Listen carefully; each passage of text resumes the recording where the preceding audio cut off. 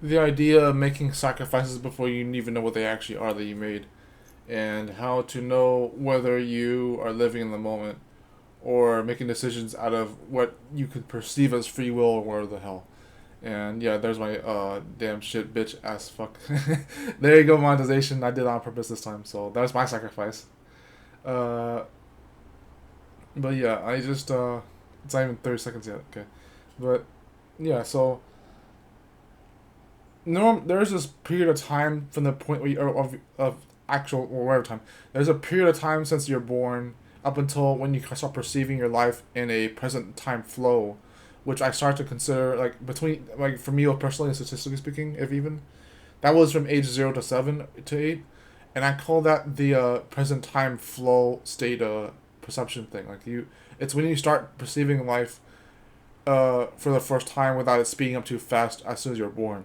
And that's the period of time where you have control over yourself more diabolically rather than irresponsibly. And it's like diabolical because if you make excuses for control yourself earlier than that, I understand. But this is the period of time where you can actually perceive whether it was your fault or not, or however moral or logical that could be. But for me, that was 0 to 7 to 8. Uh, 0, 7, 8. Like that's like whenever you start perceiving your own actions and your own reality in front of you, and time slows down for that moment, even if it speeds up in the future, anyways. But that's just, so to speak.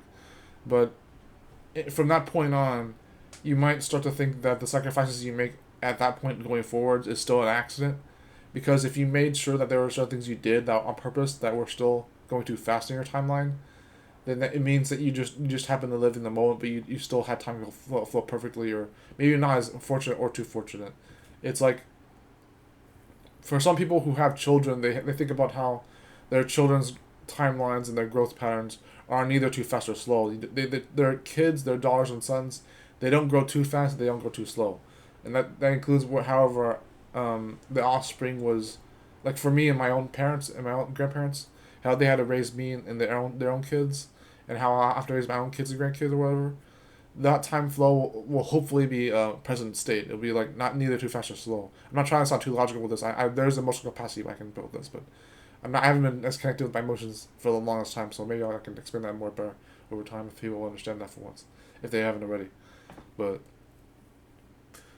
basically with time itself, as much a human construct it can be, there is an idea that with even whatever there's a locking into with accountability and how inspiration is more better than how inspiration is more efficient than intervention. That's another kind of thing I can get into later because I heard about the front of the videos. That was pretty cool. Because accountability and intervention aren't efficient the way that people think they are, and so just but with time and with oh by the way, also another thing is that time doesn't heal by itself because time is like a time and effort heal together, but not time by itself. Even if time is still useful by itself, you need more than just time. You need time and effort, I think. But that's also a second topic for later. But yeah, the thing with time and the self sacrifice or sacrifices that you make on accident automatically is that if you actually made sure that there were investments you made in your life that you didn't even know were happening, people will tell me a lot that they think I don't know what I'm doing, but that I surely know what's happening. It's usually the opposite. I don't know what's happening, but I know what I'm doing. And that's not to brag that I don't ever do anything wrong, but I just that's actually quite the contrary. I make a lot of mistakes, but at the same time, I make a lot of automatic investments and automatic consequential negative and positive negative consequences. Positive consequences, negative consequences. There's a difference with it too sometimes, but their consequences doesn't necessarily mean negative. But it's like with consequences for my actions and negative ones implied. And then with anything I do that was a self investment or a self consequence of whatever I do wrong or right, or good or bad, it doesn't necessarily come from a place of consciousness. I think there were a lot of things I did over my life that I actually didn't even know how it came to be, and it acts as if I'm doing it properly in a very strategic way. You could call it strategy even if I was there consciously and there transparently, but if I don't even think of it as something I actually did myself, it's not so much to be irresponsible with that and making excuses. It's because I literally didn't know I was there in that moment doing that. Or even that I knew I was there, I didn't know how to control that action. And that's even more horrific and diabolical. But what I'm trying to say is that people, including me, have made these sacrifices whether they're good or bad ones. And you get to a certain point in your life over certain stages or phases where it's like, yeah, maybe it makes me a little envious and jealous that people have nostalgia, because at age 25 I don't even have nostalgia, and that's not to have a bit of a ego trip with like saying that I'm still young or that I don't have nostalgia, because there's this other philosophy I have, which is that you can't have nostalgia until you're over 20 years of age into the past, not just of age but into the past going in. So I would have to be 5 years old looking back, and then yeah, but that's a theory for like a bit of its own debate. But one of the biggest reasons I always complain about not having nostalgia was because nostalgia to me was very odd, because people would say that they had a very deep past, and maybe because they don't have a big memory like me. Because ironically speaking, if you have a big memory like me, and you have a big like photographic like memory, and you still act like you're young, and you still act like you're someone who doesn't have a past to even warrant nostalgia, then that's a bit of its own mystery. But it should have been more extreme than that in the other direction. But for everyone else in that matter. But yeah, I don't think about how I couldn't have possibly made certain sacrifices good or bad without being conscious. I don't use that as an excuse. I really mean that I didn't know how I was there, like how I was in certain. For any example I could give, like say like I'll rewind this to the last video, cartoon and claymation. So it's like, to think that I would have ever even attempted to be a cartoonist and a claymation animator without purpose or an accident, and that kind of ties into this topic of the video already. Maybe if that's the topic. I have a problem with topics. I made a video about that before, but to actually like invest in those things and not even be to maybe even think I wasn't conscious about that.